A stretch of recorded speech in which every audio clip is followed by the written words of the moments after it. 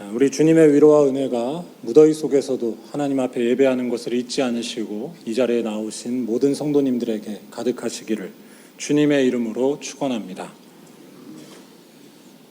교회를 다닐 때 참 받아들이기 힘든 것 중에 하나는 죄에 대한 고백입니다. 우리가 죄인이라고 말하는 것부터 불편하고 그 죄인을 용납하시는 하나님은 더욱 불편합니다.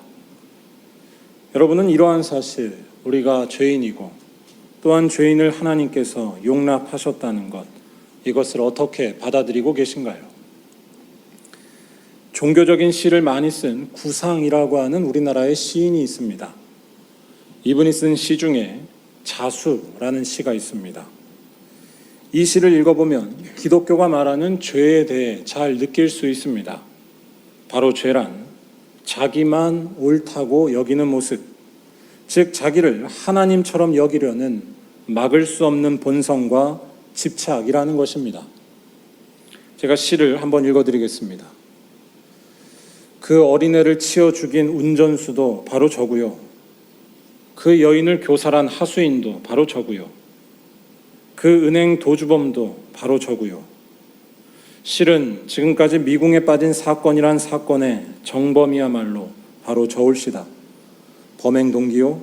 글쎄, 가난과 무지와 역사의 악순환, 아니 저의 안을 흐르는 가인의 피가 저런 죄를 저질렀다거나 할까요? 저런 악을 빚었다거나 할까요? 이제 기꺼이 포박을 받으며 고요히 교수대에 오르렵니다. 최후에 할 말이 없냐고요? 솔직히 말하면 죽는 이 순간에도 저는 최소한 3천만과 공범이라는 이 느낌을 버리지 못해 안타까운 것입니다. 이 시를 보면 죄라는 것이 무엇인지 생생하게 다가옵니다. 여러분, 세상에서 일어나는 여러 비극적인 일들은 우리들과, 정확히 말하면 우리들의 무관심과 우리의 탐욕과 연결됩니다. 집값 오르기만을 절대적으로 바라던 모습과 어디선가 그 오르는 집값 때문에 좌절하다가 목숨을 끊기도 하는 가정이 상관이 없을까요? 더 편리하게, 더 빠르게, 더 싸게만 외치던 모습과 물류센터에서 과로사한 어느 청년은 어떤가요? 우크라이나에서 끊이지 않는 살육도, 바다에서 플라스틱을 먹다가 죽어버린 고래도 우리들과 과연 상관이 없을까요? 시인은 이런 일을 빚게 한 죄의 본성을 이렇게 말합니다. 저의 안을 흐르는 가인의 피. 하나님 앞에서 분함을 참지 못했던 가인의 모습을 떠올려 보시기 바랍니다. 자기의 감정과 자기의 판단이 하나님보다도 앞선 것이 최초의 살인자 가인이었습니다. 내 판단이 선이고 옳음이라는 것, 곧 자기 사랑이 죄의 본질입니다. 그런 점에서 이 시의 마지막 줄은 참 인상적입니다. 이 시의 마지막 줄은 죄의 본성을 명확히 밝혀줍니다. 한번 마지막 줄만 보여주시죠.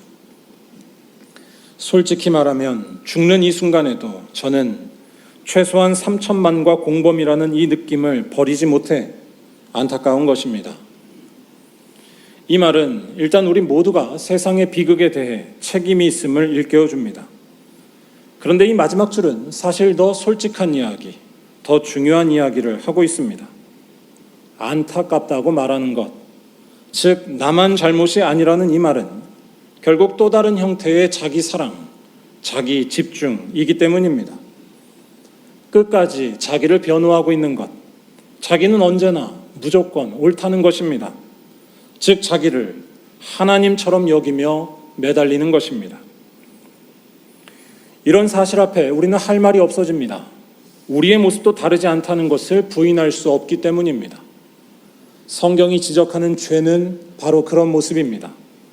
언제나 내가 하나님이라고 생각하며 24시간 자기 사랑에 빠져 있어서 하나님을 떠난 채 있는 것입니다. 그러한 우리가 죄의 책임을 진다면 어떻게 책임을 질 수 있을까요? 좀 착하게 살았다고 그 죄에서 우리가 자유로울까요? 아니, 하나님을 떠나 자기 사랑에만 빠져 있는 것 자체가 죄의 결과이자 책임이라고도 말할 수 있습니다. 거기에는 끝없는 허무와 불안만 있을 뿐입니다. 아무리 해도 그 상태에서 벗어날 수가 없습니다. 하나님만이 평강이신데 하나님이 아닌 자기를 평강으로 믿으며 자랑하고 있기 때문입니다. 거꾸로 말할 때 이렇게 구제불능에 빠져 있는 우리가 평강에 이르는 길은 하나뿐입니다. 하나님의 자비하심, 하나님의 은혜로 용서함을 받는 것입니다. 더 정확하게 말하자면 구제불능에 빠진 우리들의 비극을 하나님께서 친히 담당하시고 그래서 희망이 없는 우리의 운명을 그가 바꿔주시는 것입니다.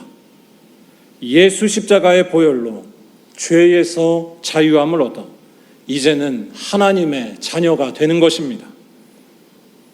오늘 말씀이 바로 그러한 사실, 죄의 지배 아래에 있는 인간의 현실과 거기에서 벗어나게 하시는 하나님의 능력에 대해 말하고 있습니다. 오늘 말씀에서 시인은 먼저 자신의 죄를 두고서 이렇게 말합니다. 4절에 내가 주께만 범죄하여 주의 목전에 악을 행하여 싸우니, 이 말씀을 이상하게 오해할 수 있는데 오해하면 안 됩니다. 이 말씀은 다른 사람에게 잘못을 저질러 놓고서 그 사람한테 가는 것이 아니라 하나님한테만 가서 용서받으면 된다라는 식의 이상한 이야기가 아닙니다. 용서는 잘못한 사람한테 가서 빌어야 합니다. 이 말씀은 자기의 잘못을 가볍게 여기면서 하나님께로 도망쳐버리는 이기적인 신앙에 대한 이야기가 아닙니다. 이 말씀은 오히려 자기 잘못을 더 심각하게 여기는 말씀이고 정확하게 파악하는 말씀입니다. 바로 다른 사람에게 한 그 잘못은 곧 하나님께 한 잘못과 같다는 것입니다. 모든 범죄, 세상에서 일어나는 모든 죄악은 궁극적으로 하나님께 저지르는 잘못이라는 것입니다. 이런 사실을 깨달은 사람이 자신이 해를 끼친 사람은 정작 외면하고 교회 가서 기도만 하고 있을까요?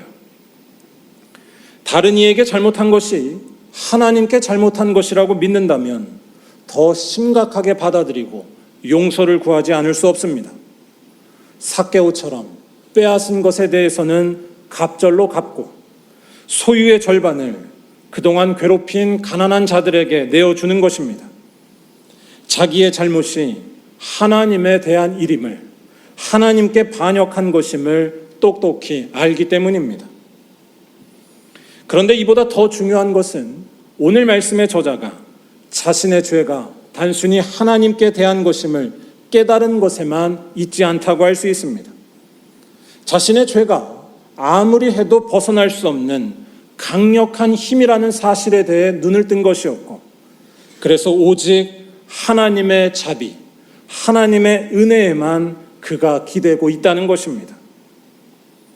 5절에 내가 죄악 중에 출생하였으며 라는 말씀이 이러한 시인의 자각을 알려줍니다.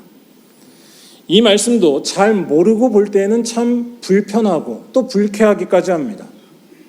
출생에서부터 인간을 죄인이라고 규정하는 것, 이것이 불쾌하게 느껴지는 것입니다. 어떻게 이제 막 태어난 아기도 죄인이라고 말할 수 있냐는 것입니다. 하지만 본질적으로 이 말씀은 틀린 말이 아닙니다. 무슨 말씀이냐면 우린 모두가 죄의 숙명 아래에 있음을 정확하게 파악하고 있다는 것입니다. 누구든지 그러한 사태를 피할 수 없다는 것이 이 말씀이 말하는 바입니다. 여러분도 이러한 사태, 우리가 죄 아래에 놓여 있다는 것을 깨닫고 계신가요? 더 정확하게 질문하면 우리가 벗어날 수 없는 그 죄란 도대체 무엇일까요? 팀 켈러라는 목사님이 쓰신 결혼을 말하다라는 책을 보면 진실한 사랑이 언제 시작되는지에 대해 말하는 부분이 있습니다.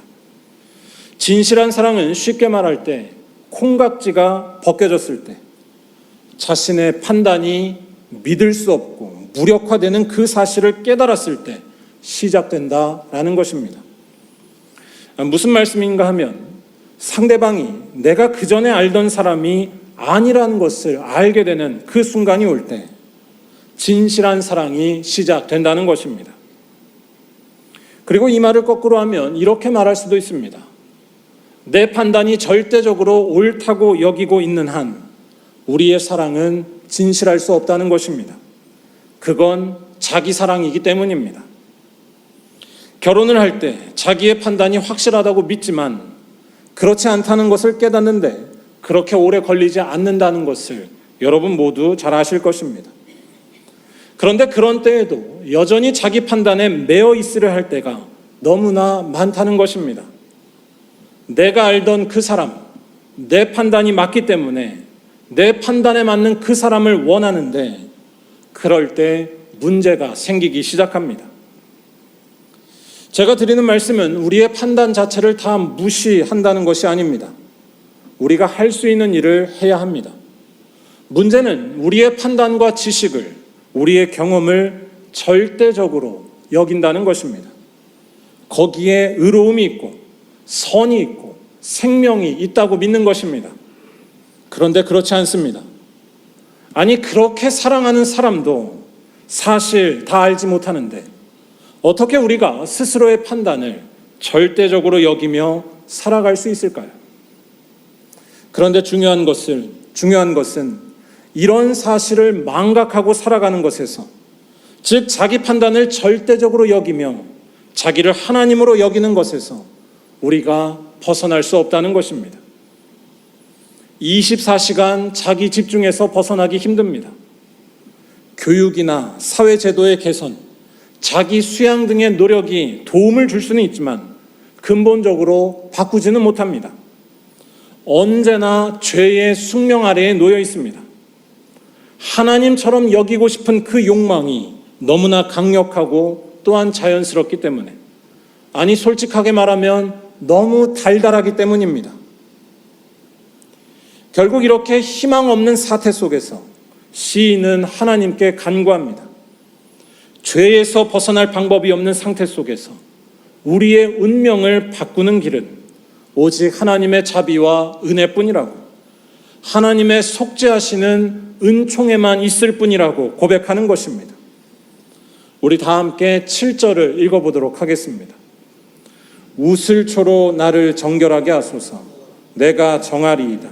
나의 죄를 씻어주소서. 내가 눈보다 희리이다. 아멘. 우슬초는 성경의 여러 군데에 등장합니다. 주로 정결 예식에 쓰이는데요. 출애굽기 12장에서 이 우슬초는 특별한 일에 사용됩니다. 바로 첫 번째 유월절 어린 양의 피를 바르는 일에 쓰이는 것이었습니다. 애굽에 있는 모든 첫 번째 난 것을 심판하시려던 하나님께서는 히브리 백성들을 살리시기 위해 유월절 어린 양의 피를 바르게 하십니다. 우슬초 묶음을 가져다가 어린 양의 피에 적셔서 집의 문 인방과 좌우 설주에 바르게 하시는 것이었습니다. 그리고 이렇게 한 집은 죽음의 심판을 면하고 하나님의 구원을 받는 일이 일어납니다. 히브리 백성들도 본래는 죽을 운명에 처해 있었지만 그 운명이 하나님의 은혜로 그의 우슬초로 넘어간 것이었습니다. 기독교 신앙의 핵심 중의 핵심이 바로 이 유월절 사건에 담겨 있다고 할 수 있습니다. 바로 하나님은 죄의 노예가 되어 있는 우리 인간에게 죄사함의 은총을 베풀어 주신다는 것입니다. 좀 더 정확하게 설명하자면 하나님께서는 우리 인간을 심판하시되 보호하신다는 것입니다. 왜냐하면 그가 하시는 심판은 하나님 자신이 낮아지셔서 우리가 아닌 그가 심판대에 가셔서 받으시는 심판이기 때문입니다. 하나님은 죄에서 벗어날 가능성이 1도 없는 곤란한 우리들에게 정의로운 은혜를 베푸시는 것입니다. 그 죄를 눈 감아주는 것이 아니라 하나님 자신이 그 죄의 결과 곧 죽음을, 비극을 당하셨다는 것입니다. 바로 예수 그리스도의 십자가 죽음입니다. 오늘 말씀 7절을 다시 한번 보시기 바랍니다. 우슬초로 나를 정결하게 해달라 라는 간구를 한 뒤에 시인은 놀라운 고백을 하고 있습니다. 나의 죄를 씻어주소서. 내가 눈보다 희리이다.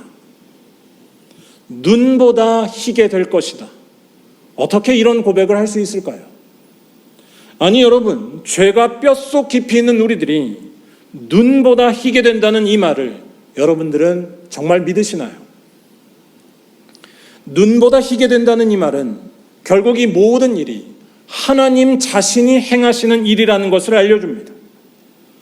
아무리 지독하게 자기 자신을 부정하고 내 인생은 저주받은 인생이라 여길지라도 하나님께서 인정해 주시면 자신의 판단과 세상의 기준이 소용없어지듯이 지금 하나님께서 죄인을 정결케 하시는 일도 마찬가지라는 것입니다. 예수 안에서 하나님의 일이 일어났다는 것입니다. 예수 안에서 그 누구도 정죄함이 없다는 것입니다. 왜냐하면 예수께서 십자가에 달리신 일은 하나님께서 자기를 비우신 일, 하나님께서 죄의 대가를 담당하신 일이었기 때문입니다. 우리의 비극을 자신의 비극으로 만드시고 그래서 희망 없는 우리들에게 희망을 주신 분이 바로 저 십자가에 달려 계시다는 것입니다. 죄의 노예였던 상태가 더 이상 역사하지 못하게 하셨습니다. 즉 정말로 눈보다 희게 된 것입니다. 그것도 아무런 대가 없이 주신 것이었습니다. 다시 말해 예수 십자가에서 드러나신 하나님은 추상적이고 인격도 없는 로봇 같은 절대자가 아니라 또한 가혹하고 엄격하고 냉정한 심판자도 아닙니다. 오히려 그는 우리를 놀래키시는 분입니다. 십자가에 달리신 하나님은 희망 없는 죄인을 회복시키기 위해 자신이 그 비극을 담당하신 바보 같은 하나님, 아니 정의롭고도 은혜로우신 하나님이라는 것입니다. 저주받은 인생을 위해 자신이 그 저주받은 인생이 되시고 자신이 그 심판대에 서시는 놀라운 일, 놀래키는 일을 하신 것입니다. 인간을 섬기신 하나님이십니다. 그리고 그 하나님의 은혜로 그의 우슬초로 우리는 눈보다 희게 되었다는 것입니다. 이 사실을 말하는 로마서 3장 24절에서 26절까지의 말씀을 공동번역 성경으로 다 같이 읽어보도록 하겠습니다. 하나님께서는 그리스도 예수를 통해서 모든 사람을 죄에서 풀어주시고 당신과 올바른 관계를 가질 수 있는 은총을 거저 베풀어 주셨습니다. 그리스도를 믿는 사람에게는 죄를 용서해 주시려고 하나님께서 그리스도를 제물로 내어주셔서 피를 흘리게 하셨습니다. 이리하여 하나님께서 당신의 정의를 나타내셨습니다. 과거에는 하나님께서 인간의 죄를 참고 눈감아 주심으로 당신의 정의를 나타내셨고 오늘날에 와서는 죄를 물으심으로써 당신의 정의를 나타내셨습니다. 이렇게 해서 하나님께서는 당신이 올바르시다는 것과 예수를 믿는 사람이면 누구든지 당신과 올바른 관계에 놓아주신다는 것을 보여주십니다. 아멘. 사랑하는 여러분, 우리는 구제불능의 죄인이지만 우리를 섬겨주신 놀라우신 하나님, 십자가에 달리신 예수 안에서 우리 모두 새로운 삶을 선물로 받았음을 잊지 마시기 바랍니다. 그가 우리의 비극을 담당하셔서 우리에게 희망을 주셨고 자기를 제물로 내어주셔서 우리가 하나님과 올바른 관계에 있도록 하셨습니다. 이 정의롭고도 은혜로운 사랑이 예수 안에서 충만히 나타났기에 이 예수를 믿는 자는 누구든지 하나님의 자녀가 되고 누구든지 눈보다 희게 될 줄로 믿습니다. 특별히 이 놀라운 사실을 정말로 믿는 자는 이제 새로운 삶을 향하여 죄악의 노예가 아니라 죄악과 싸우는 삶을 향하여 나아간다는 것도 잊지 마시기 바랍니다. 그것이 우리를 죄에서 해방시키신 하나님의 뜻이고 십자가를 믿는 참된 믿음이기 때문입니다. 죄에서 자유케 하신 하나님의 은혜는 마음껏 죄 지으라고 주신 것이 아닙니다. 죄에서 벗어난 우리는 이제 하나님의 소유가 되었습니다. 그렇기 때문에 우리의 몸과 마음을 죄가 아닌 주를 위해 다 써야 한다는 것입니다. 이러한 사실을 잘 전해주는 것이 유명한 프랑스의 소설 빅토르 위고의 소설인 레미제라블에 나온 한 대사인데요. 이 대사를 소개해드리고 말씀을 마치려고 합니다. 빵 한 조각을 훔친 죄로 5년간 감옥에 갇혔던 장발장은 전과자라는 과거 때문에 일할 곳을 찾지 못하면서 거리를 방황합니다. 그러다 그는 우연히 미리엘 주교를 만나 따뜻한 환대를 받습니다. 하지만 미리엘 주교의 환대에도 불구하고 세상에 대한 증오가 가득했던 장발장은 한밤중에 은식기를 훔쳐서 주교의 집에서 도망칩니다. 그러다 헌병대에 잡혀서 다시 감옥에 들어갈 처지가 되는데 이때 미리엘 주교의 따뜻한 거짓말 덕분에 살아납니다. 장발장이 훔친 은식기를 자신이 선물로 준 것이라고 말할 뿐만 아니라 왜 은초 때는 가져가지 않았냐면서 덤으로 은초 때까지 주는 것이었습니다. 자신의 것을 다 내어줘서 장발장에게 자유와 생명을 준 것이었습니다. 그런데 이때 이 모든 일을 한 미리엘 주교가 장발장에게 마지막으로 하는 말이 있습니다. 제가 한번 읽어드리겠습니다. 내 형제여, 이것을 기억하시오. 이 사건 속에서 더 큰 계획을 보시오. 당신은 이 귀한 은을 정직한 사람이 되는 데 사용해야 하오. 순교자들의 증언과 그리스도의 순환과 피로 하나님께서는 당신을 어둠으로부터 일으키셨고 난 하나님을 위해 당신의 영혼을 샀소. 사랑하는 여러분, 십자가의 비극으로 우리를 눈보다 희게 하신 하나님의 놀라운 은총을 기억하시고 믿으신다면 어둠이 아닌 빛의 자녀로 살아가시기 바랍니다. 본래 우리는 희망 없고 저주받은 상태였지만 하나님께서 이러한 우리를 예수 안에서 일으켜 주셨고 그래서 정말로 눈보다 희게 되었습니다. 이 믿음을 단단히 붙들고 오직 하나님께 속해서 사시기 바랍니다. 주 십자가에 달리사 우리를 자유케 했으니 몸과 마음을 죄가 아닌 주를 위해 다 쓰시기 바랍니다.